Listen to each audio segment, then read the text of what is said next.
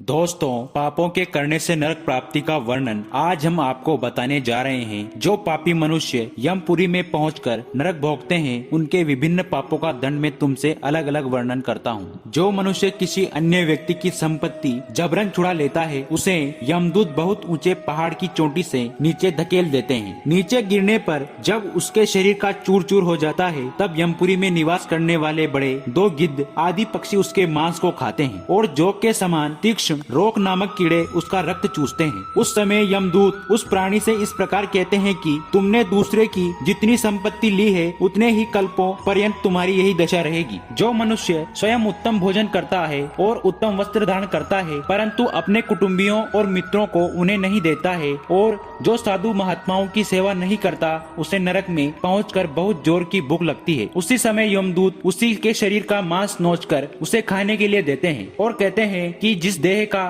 तुमने पालन किया था, उसी को स्वयं खाओ। जो मनुष्य किसी साधु महात्मा का दुर्वचन कहकर उसे टेढ़ी आंख दिखाता है, उनकी आंखों को यमपुरी के गिद्ध अपनी चोंच से फोड़ देते हैं और उसके मांस तथा मस्तक के गुदे को निकाल देते हैं। जो मनुष्य अथवा संसार में न्यायाधीश पद पर बैठने वाला व्यक्ति किसी निरपराध को दंड देता है, उसे दो पत्थर की चट्टान के मध्य रखकर कोल्हू के समान पेरा जाता है। जो मनुष्य किसी को जहर देता है या फिर किसी के घर में आग लगा देता है, उसे तलवार की धार के समान पैने पत्तों वाले पेड़ पर ले जाकर ढकेल दिया जाता है और उस वृक्ष से गिरने पर उसका शरीर चूर चूर हो जाता है। जो मनुष्य पराई स्त्री से भोग करता है, उसकी देह लोहे की स्त्री की मूर्ति को आग में तपाकर चिपका दिया जाता है। जो मनुष्य पराई धरोहर हड़पता है, उसे अग्नि के समान जलती हुई पृथ्वी पर लिटाकर उसकी देह पर गर्म तेल छिड़का जाता है। तत्पश्चात उसे खोलते हुए तेल के कड़ाह में पटक दिया जाता है। जो मनुष्य जीव हिंसा करता है, उसे पीव और लार से भरे हुए लाल बक्ष नामक नरक में ले जाकर जल के स्थान पर उसे पीव और लार पिलाया जाता है। जो मनुष्य न्यायालय या पंचायत में झूठी गवाही देते हैं, उन्हें सांप और बिच्छुओं से भरे अंधे कुएं में बार बार डाला जाता है और उस समय सांप और बिच्छुओं के काटने से उसे बड़ी तकलीफ होती है। हे माता,